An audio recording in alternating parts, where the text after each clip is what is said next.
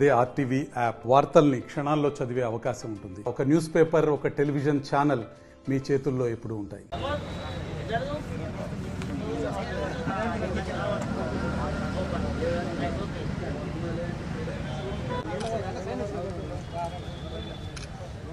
వర్ధిల్లాలి సిసిఐ సాధన కమిటీ, వర్ధిల్లాలి CCI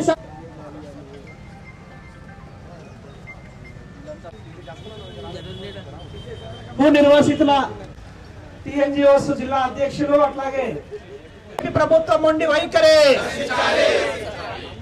MLA గారు వెంటనే సిసిఐ ప్రారంభానికి నిధులను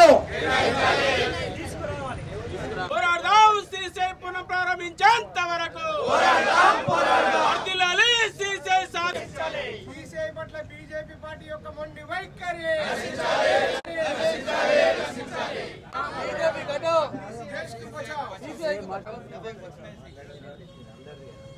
ఈరోజు దీక్షలో ఏప్రిల్ 4వ తారీఖు ఉద్యమాన్ని ప్రారంభించాలని సిసిఐ సాధన కమిటీ లోకారి పోసేటి కాక వేదిక మీదకి రావాలి. ఈ దీక్షలు కొనసాగుతాయి. మొండి వైఖరి, కేంద్ర ప్రభుత్వం మొండి వైఖరి, అఖిల పక్షాల ఐక్యత. అయితే కొన్ని పేర్లు మాత్రం సెలెక్ట్ చేసినటువంటి పేర్ల వరకు ఈ రోజున రాజకీయ పక్షాలు కానీ ప్రజా సంఘాలు కానీ రిలే నిరాహార దీక్షల్ని ఈ రోజు ప్రారంభించుకుంటున్నాము. రిలే నిరాహార దీక్షలు చేపట్టాలని చెప్పి భావించాము. వరకు మా పోరాటం కొనసాగుతుంది. ఒకవేళ ఇది 98 నుంచి మరి ఇలా మూతపడ్డటువంటి విషయం, మరి అప్పటి నుంచి ఇప్పటిదాకా భూ నిర్వాసితులకు కూడా అనేక హామీలు ఇచ్చిండ్రు. మేమేదో బీజేపీ ప్రభుత్వాన్ని ఈరోజు కొత్తగా అడుగుతలేం. మీరు ఇచ్చిన మాటనే, మీ అంతరాజ్ గంగరం ఐరే గారు ఇచ్చిన మాటనే, మీ గతంలో కేంద్ర ప్రభుత్వం దగ్గరికి నేను ఆ రోజు ఉన్నటువంటి నాయకులు, మా నాయకులు, మరి గోడం నగేష్ గారు కూడా మా వెంట వచ్చారు. అనంత గీతే గారు ఇప్పుడు ఆయన స్వర్గస్థులు అయినాడు. అనంత గీతే గారితో కలిసిన విషయాలన్నీ కూడా మేము ఇక్కడ మేము కలిసినటువంటి ఫోటోస్ కానీ రికార్డ్స్ కానీ అందరికీ రేపటి నుంచి మా నారాయణ గారు అందజేస్తారు. ఆనాడు మీరు కేంద్ర ప్రభుత్వం ఇస్తున్న మాటనే మేమే పునఃప్రారంభిస్తాం. ఈ సిసిఐ మా సంస్థ ఏ రాష్ట్ర ప్రభుత్వం చెయ్యదో కేవలం రాజకీయ లబ్ధి కొరకే మాట్లాడుతున్నాం చెప్పారు. ఓకే, ఇలా భారతీయ జనతా పార్టీ చేస్తే మేమందరం స్వాగతిస్తాం, మేమందరం మీకు సన్మానం చేస్తాం. ఈ ప్రజల పక్షాన ఇటువంటి మంచి కార్యక్రమం చేస్తే చాలా సంతోషం అని చెప్పాం.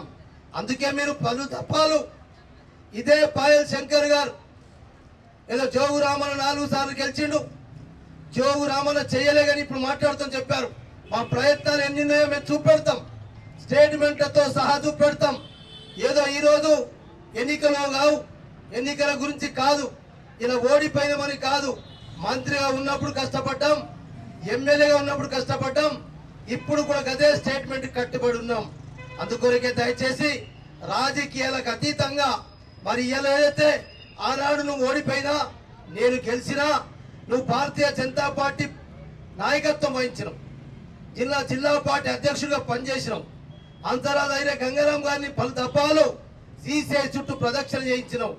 భూ నిర్వాసిత గానాడు స్వయం బాబురావు గారు ఎంపీగా ఉన్నప్పుడు మీరు ధర్నాలు విరమింపజేసి మేము ఢిల్లీకి తీసుకెళ్తాం, ఒకవేళ ప్రారంభిస్తాం, లేకుంటే మీ భూములు మీకు ఇస్తామని చెప్పి కూడా భూ నిర్వాసితులకు ఆనాటి స్వయం బాబురావు గారు బీజేపీ ఎంపీగా ఉన్నప్పుడు మాట ఇచ్చాడు. కాబట్టి మీరు ఇది మీ కేంద్ర ప్రభుత్వ రంగ సంస్థ కాబట్టి, ఇది కేంద్ర ప్రభుత్వం చేతిలో ఉంది కాబట్టి మా ప్రయత్నం రాష్ట్ర ప్రభుత్వం ఏం చేయాలో అన్ని చేపిస్తామని చెప్పి ఆ రోజు ప్రభుత్వం ఉన్నప్పుడు కూడా చెప్పించినాం.